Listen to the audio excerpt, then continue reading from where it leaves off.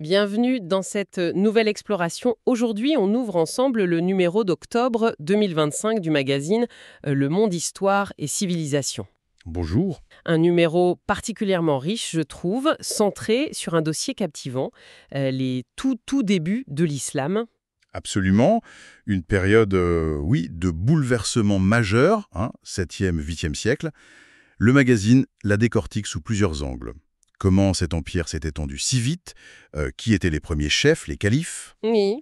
Quelle était vraiment la nature de cette conquête? Des questions essentielles et plutôt complexes. Et comme toujours avec ce magazine, le voyage ne s'arrête pas là, heureusement. On ira aussi à la rencontre de Zénobie, la reine de Palmyre qui défie Rome. Mhm. On plongera dans la guerre d'indépendance des Philippines, on observera la fin des traditions de momification en Égypte, et on fera même un petit tour sur des patins à roulettes du 19e siècle. Ah, le grand écart, hein. Exactement.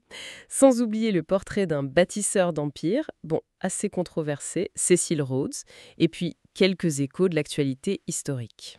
Notre mission, si on peut dire, c'est d'extraire pour notre auditoire l'essentiel de ces articles, repérer les faits saillants, les idées fortes. Oui, démêler un peu tout ça. Voilà, pour en offrir une synthèse claire, nuancée, et qui, on l'espère, suscitera la réflexion.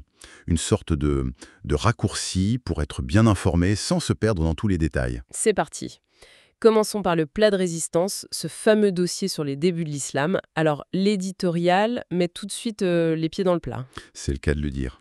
Cette expansion initiale a quelque chose de fulgurant.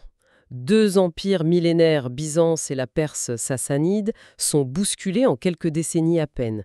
Le rôle de la force militaire, là, il est indéniable. Oui, c'est clair. Mais l'édito apporte tout de suite une nuance importante, il met en garde contre le déterminisme un peu simpliste. D'accord. Et il souligne aussi un point qui est, je pense, souvent ignoré. Au tout début, ce mouvement n'était pas forcément très missionnaire, très prosélyte.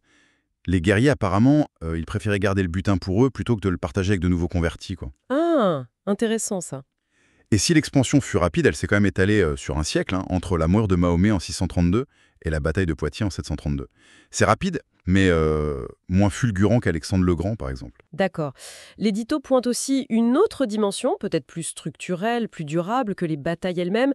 C'est la capacité du nouveau pouvoir musulman à mettre en place, je cite là, avec patience et habileté, Mhm. un système de loi qui s'imposait aux sociétés conquises, chrétiennes, juives, zoroastriennes.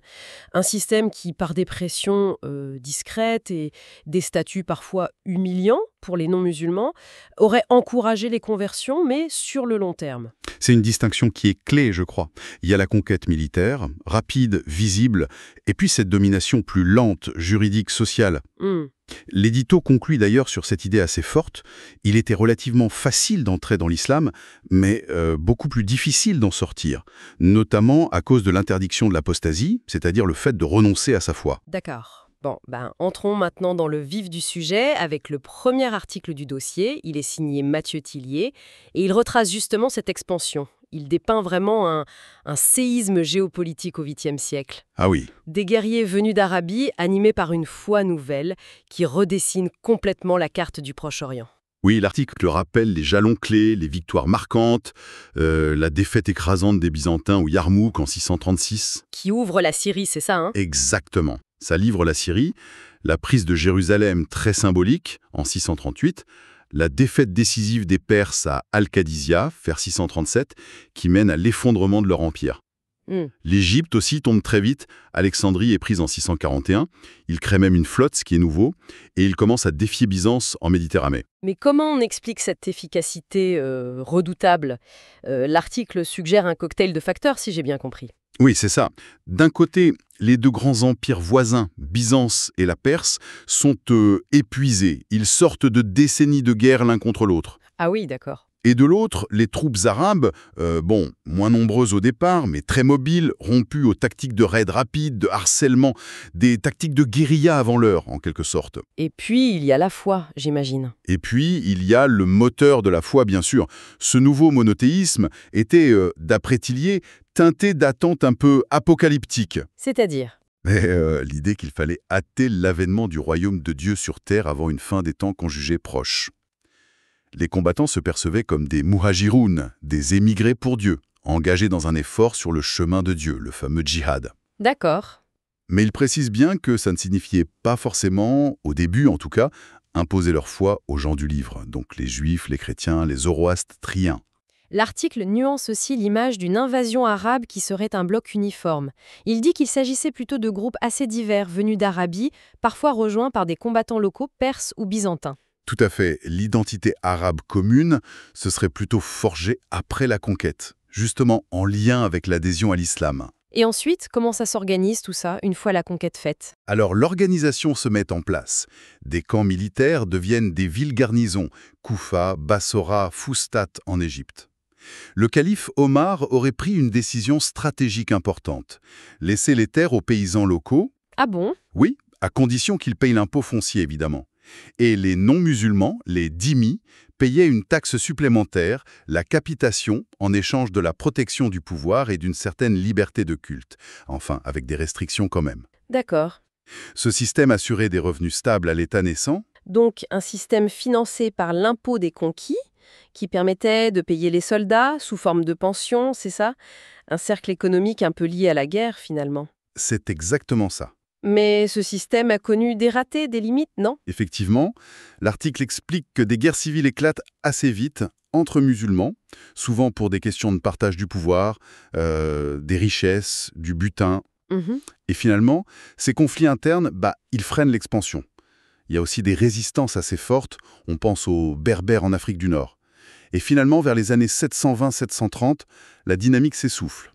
Il y a des échecs militaires importants, le siège de Constantinople qui échoue, la défaite de Poitiers. D'accord. Et tout ça, ça contribue à la chute de la première dynastie, les Omeyyades, qui sont remplacés par les Abbassides en 750. Et sous les Abbassides, qui s'installent à Bagdad, là, l'heure n'est plus vraiment à la conquête territoriale à grande échelle, si je comprends bien. Non, l'Empire passe plutôt sur la défensive.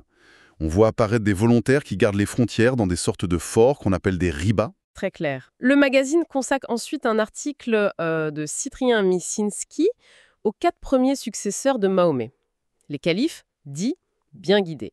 Les Rachidounes par les sunnites. C'est une période de 632 à 661, fondatrice mais aussi très troublée apparemment. Oui, très troublé.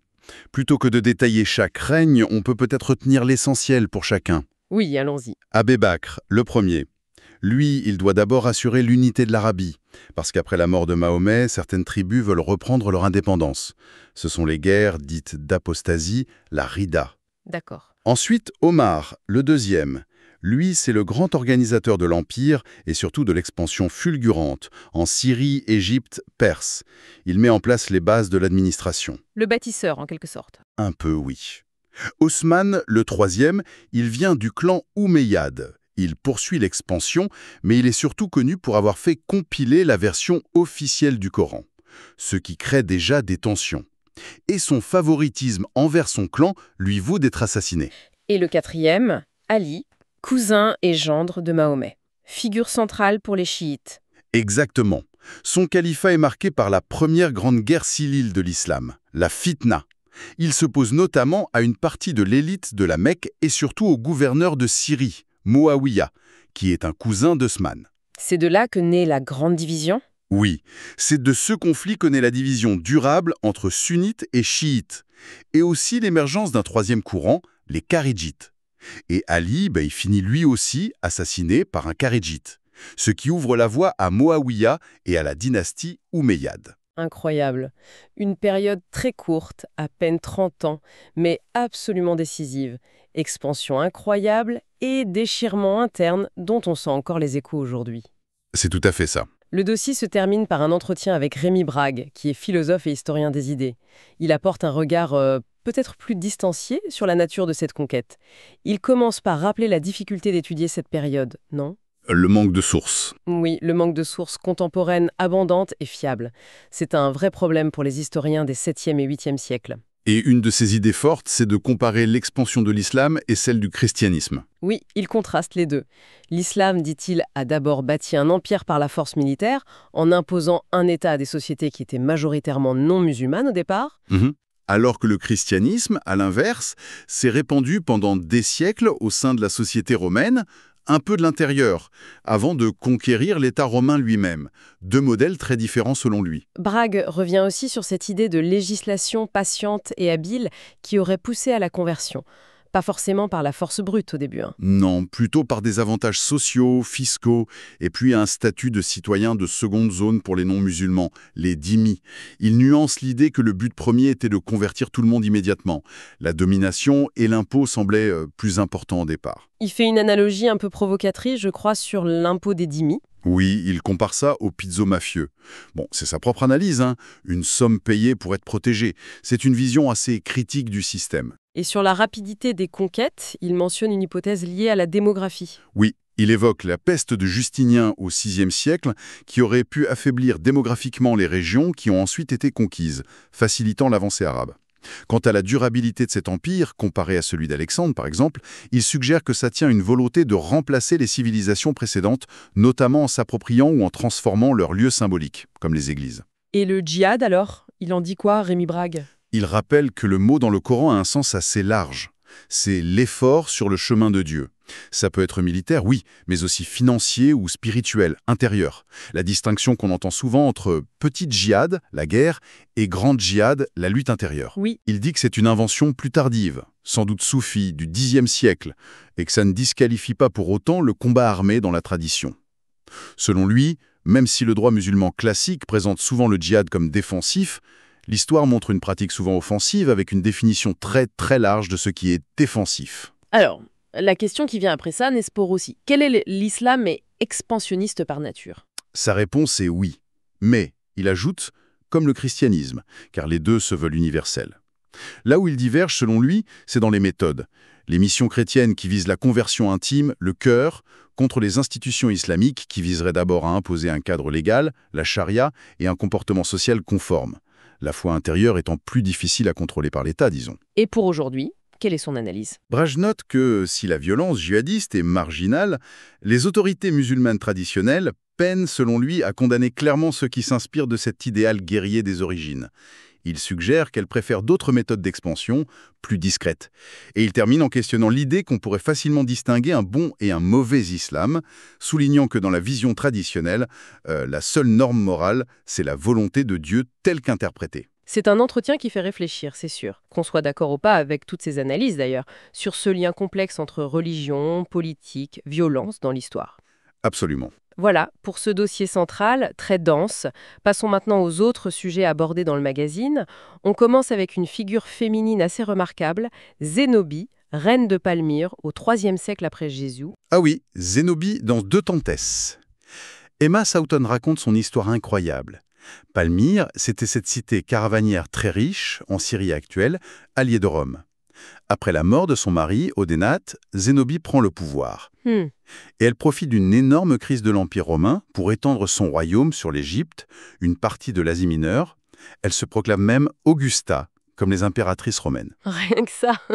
Mais ce qui est intéressant, c'est qu'elle ne se voit pas comme une rebelle barbare anti-romaine, plutôt comme une prétendante légitime au trône impérial romain. Bon, une ambition un peu démesurée. Qui finit mal, j'imagine. Qui finit mal, oui. L'empereur Aurélien la vainc et la capture en 272.